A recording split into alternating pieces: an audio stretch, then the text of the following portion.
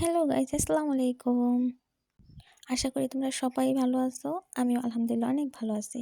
আজকে অনেকদিন পর একটু বের হব ফ্রেন্ডদের সাথে, তাই একটু রেডি হয়ে নিচ্ছিলাম। অনেকদিন যাবত আসলে ঘোরাফেরা হয় না, বাসায় থাকা হয়। আগে অনেক ঘুরতাম ফিরতাম, এখন তেমন একটা বাসা থেকে বেরিয়ে হওয়া হয় না।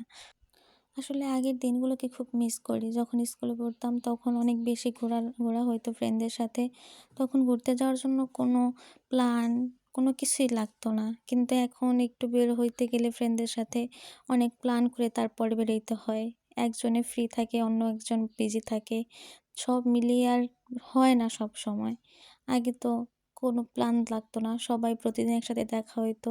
প্রাইভেটে যেতাম, প্রাইভেট শেষ করে বলতাম যে চলো ঘুরে আসি। ঘুরে আসতে পারতাম। এখন আর তেমন হয় না। আসলে এখন যে যার লাইফে নিজেদের মতো করে বিজি হয়ে গেছে। এখন আর সেই আগের দিনগুলোর মতো হয়ে ওঠে না। আসলে এটাই জীবন, এটাই নিয়তি, এটা বাস্তবতা। এটাকে তো আর কিছু করা যাবে না। এটা নিয়ে সারাদিন বললেও কিছু হবে না।